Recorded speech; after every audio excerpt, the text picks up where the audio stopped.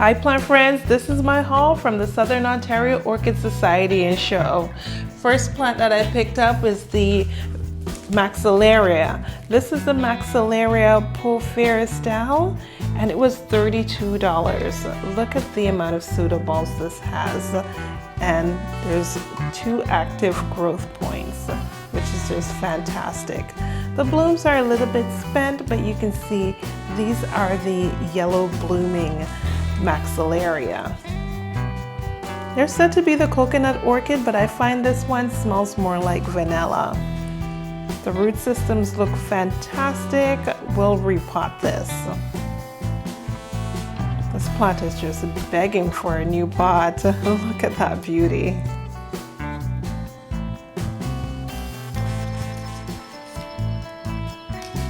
Second plant that I picked up is the Mini Mark. This beauty was only $20. I already have a Mini Mark in my collection, but for the size and price of this plant, I thought I could not go wrong.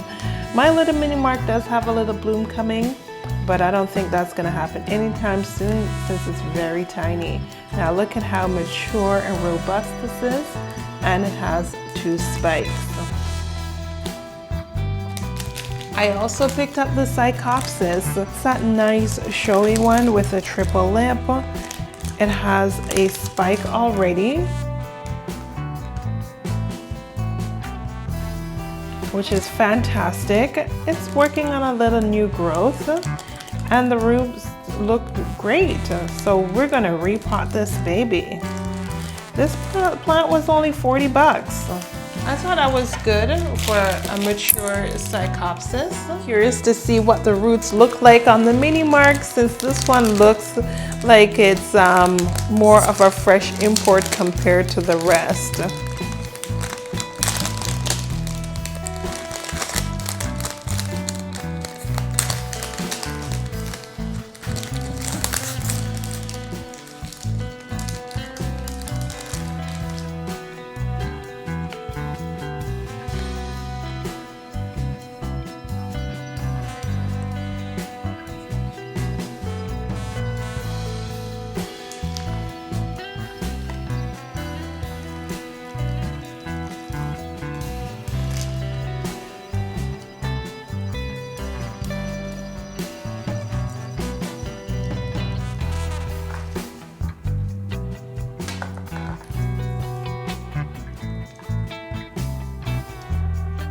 Okay, so the roots look really good.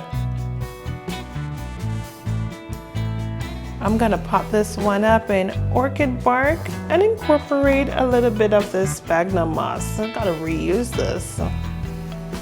But overall, I have to say, this looks pretty decent.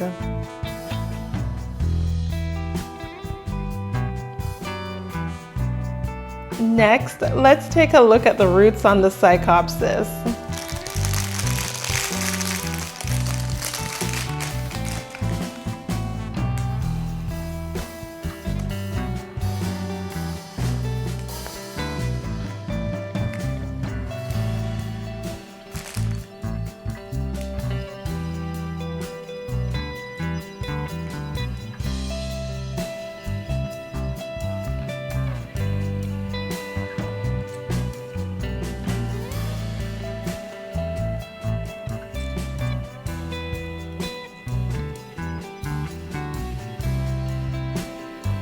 My friends, lots of lovely roots. The sphagnum moss is nice and fresh.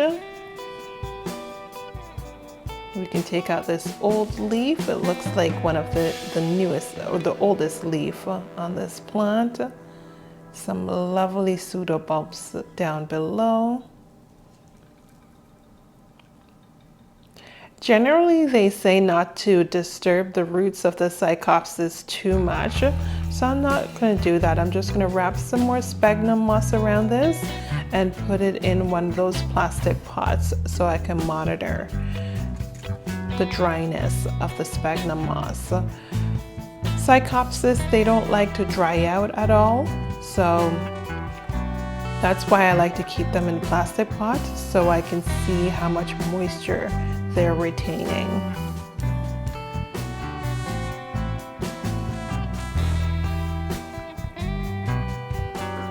new growth looks lovely. This is a well-established plant, so I've got to be super careful.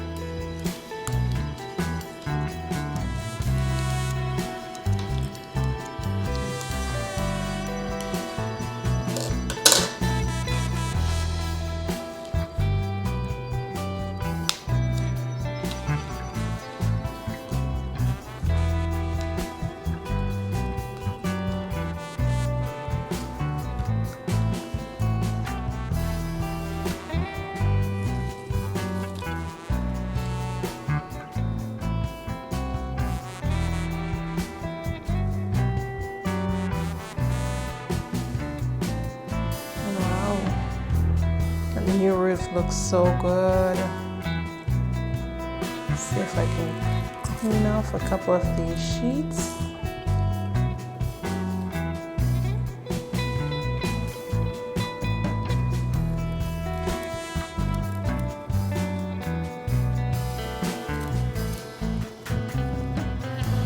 At the same time, not disturbing that new pseudobulb.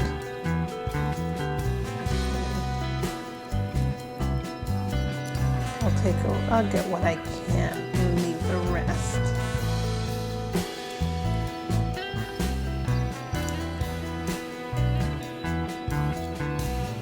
It's good.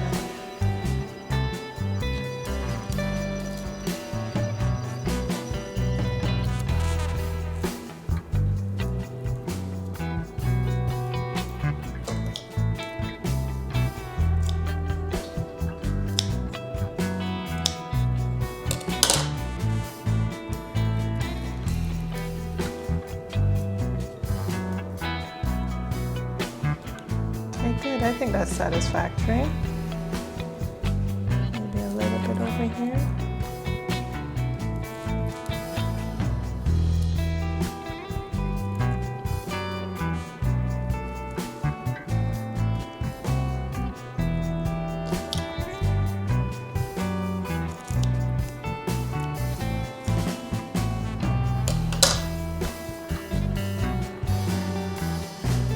Okay, very nice.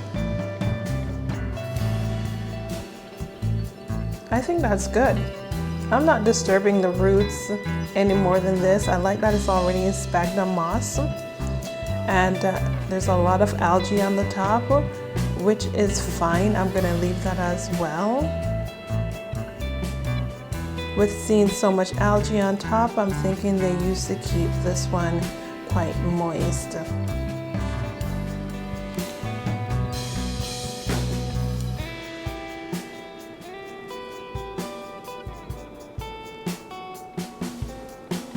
What a beautiful plant. First plant to be potted up is the Psychopsis. And this one's going to go in sphagnum moss because I want to keep this plant moist. They really don't like drying out too much at all. And to the sphagnum moss, I'm adding a little bit of slow release fertilizer. Now this is a nice size pot, so I don't have to worry about repotting the plant anytime soon. And I went with a little bit generous of a size pot because Psychopsis don't like to have their roots disturbed, so this will allow the plant to establish in this pot for a number of years to come. Now I'm also trying to calculate on how to position the plant in the pot. Since it's a generous size pot, I'm gonna try to leave it a little bit to the center because they tend to spread. They can push off branches in a number of directions. Looks like this is the newest pseudobulb, but look at where the oldest pseudobulb actually. But look at where the newest pseudobulb is. You'd expect that it would be in the back somewhere, but it's off to the side. So center. I'm banking on center and hoping that it will shoot off pseudobulbs around.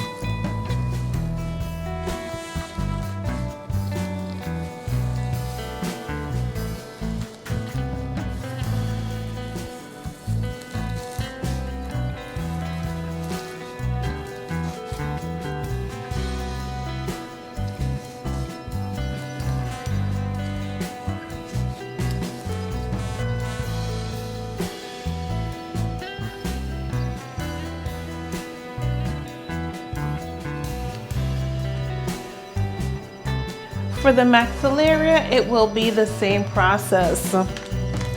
I'm going with sphagnum moss. They don't like to dry out too much. And for the Maxillaria, I'm gonna let it dry out almost completely before watering.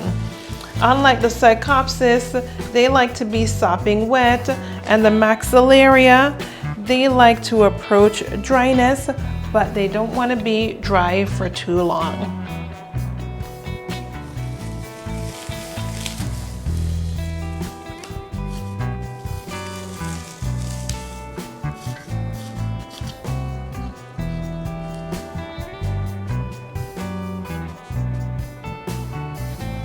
I'm wondering if we should go with a larger pot. Let's see.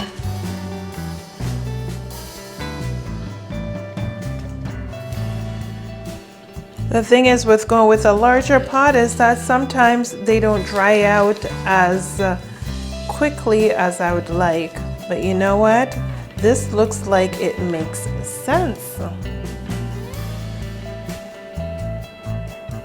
The reason why I think it makes sense is that sometimes Maxillarias tend to be fast growing. And by the size of this with the 2 new pseudobulbs, I'm thinking that's the case. Also, you'll notice that the older pseudobulbs are to the back, or you keep the older pseudobulbs to the back of the pot.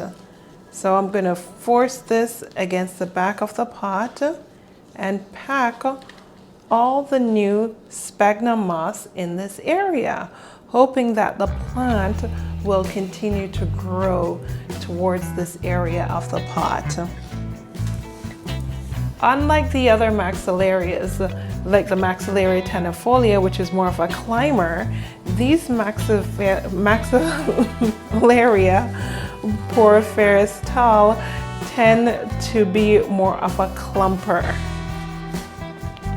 So let's hope it will clump towards this area of the pot.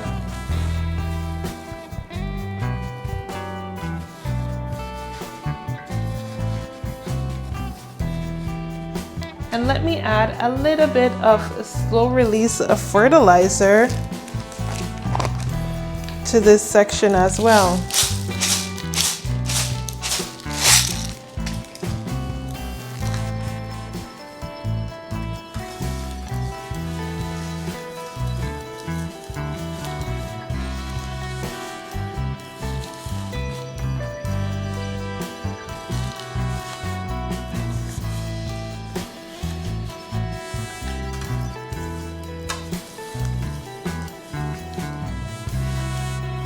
Now, most people would not pot a Maxillaria in pure sphagnum moss, but plant friends, I'm more of a risk taker, and I like to go with what works for me.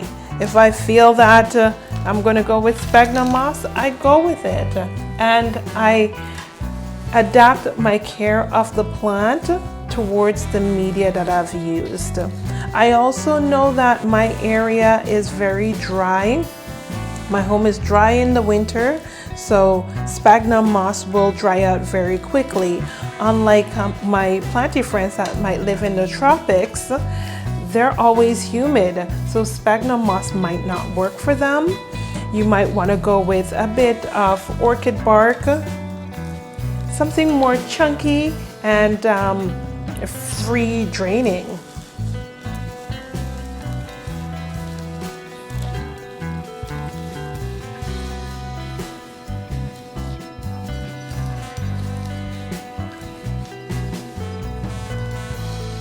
And I think that's satisfactory.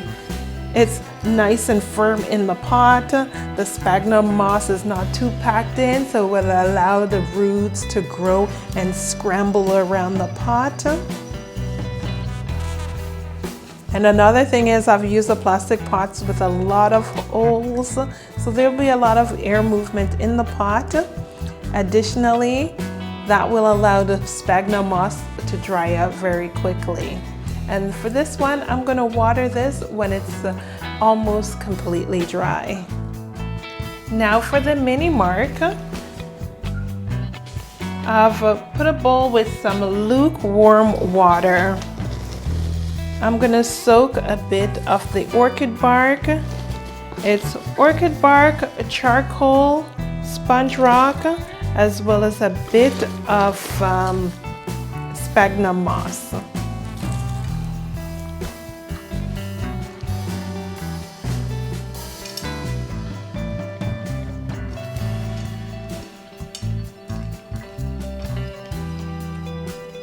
I'm going to also add the orchid in this water as well.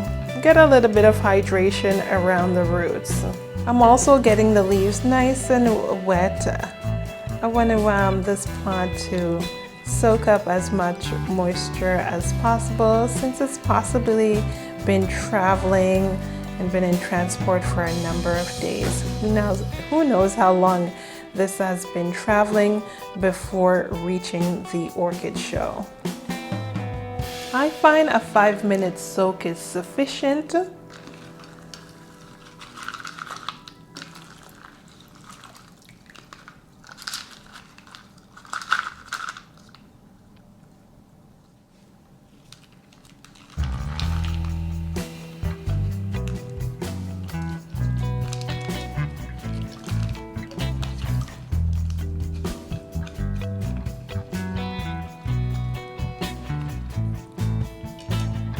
I find that this media is nice and chunky. It allows the roots to dry out very quickly. And it allows for a lot of air movements around the roots. The perlite is the chunky bits. These are called sponge rock. There's some chunky orchid bark in here. And there's also some perlite, charcoal. A bit of sphagnum moss as well.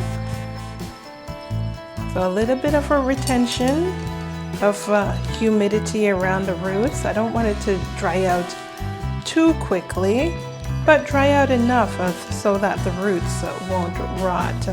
And at the same time, being free-flowing with a lot of air movement.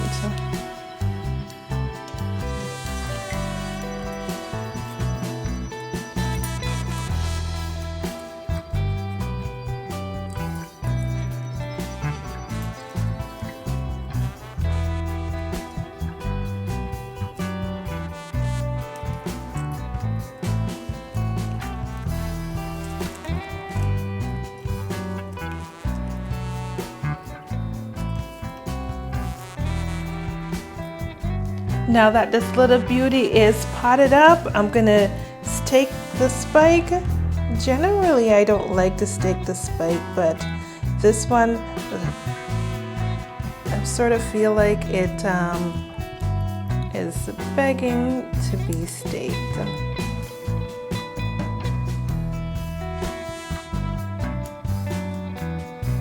Now I won't be surprised if the flowers turn out to be a little bit wonky. I think I'd like this to be a little bit more straight up.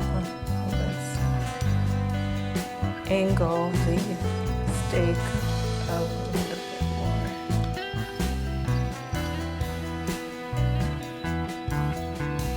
At the same time, I'm being careful not to break the spike. Could you imagine, plant friends? That would be a disaster.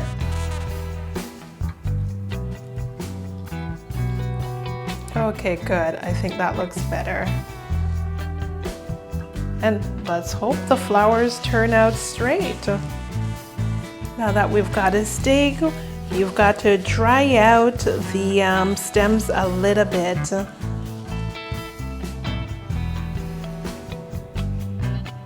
With Phalaenopsis, if you let water sit in the stem, that could lead to stem rot.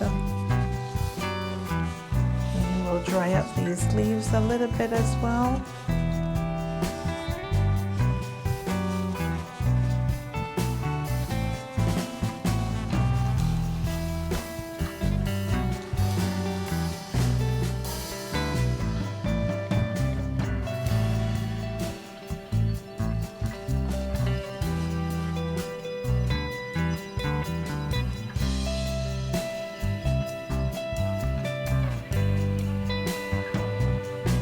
Okay, that looks good. Let's hope this baby is nice and happy.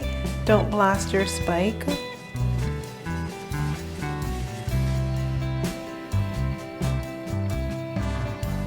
Now I don't think I add any slow release fertilizer to this baby, so let's add a little bit of slow release fertilizer so that next time she's watered, she'll have a little bit of feed.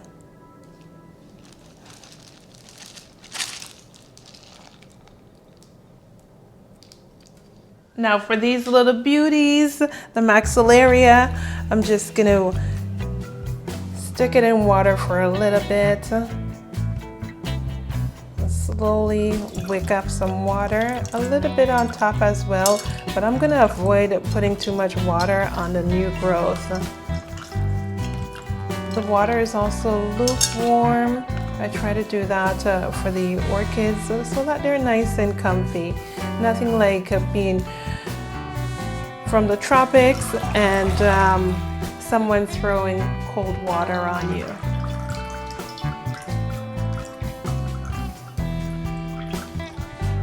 For the Psychopsis, this one's getting thoroughly soaked. Since this beauty likes to be moist, making sure that the sphagnum moss is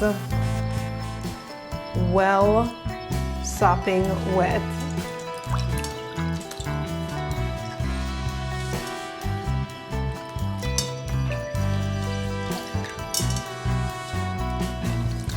Plant friends, you'll notice with my care videos, I do what works for me. And I recommend the same for you. Do what works for you. You know, experiment with different techniques. And based on your environment, you do what works for you. My home is very dry, so sphagnum moss works well.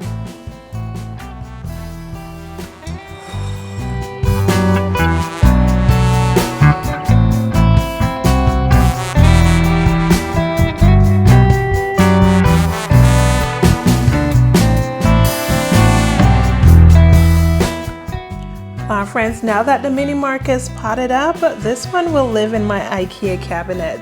I'm going to treat it just like my warm growing Phalaenopsis. Bright light, not too bright that I'm going to scorch the plant, and I'm going to keep it warm. The IKEA cabinet is also humid, which this plant will appreciate.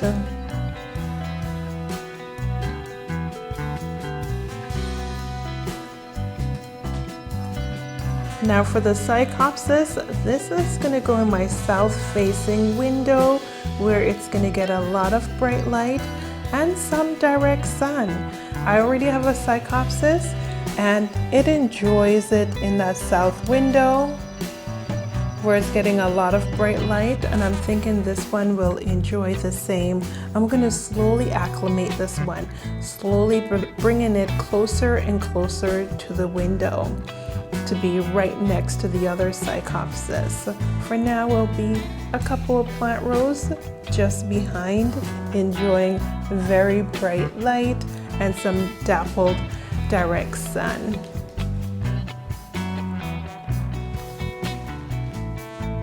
Now for the Maxillaria porphyris tal, this one will be in bright shade. No direct sun for this beauty.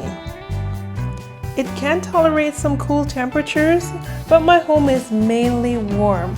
So this is gonna get from about, say, 19 all the way up to 30-degree temperatures,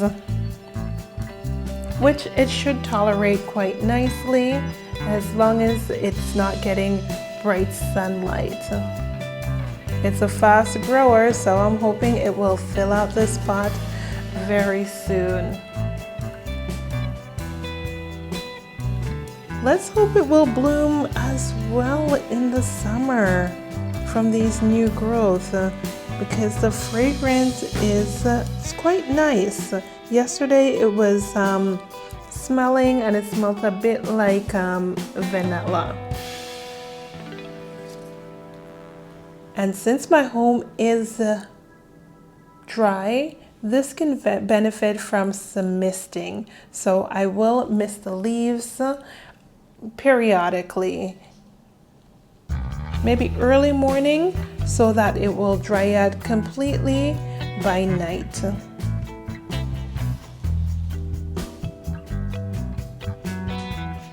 Thanks for watching, plant friends. Remember to like, subscribe, and comment, and follow me on Instagram at Life of Bellina.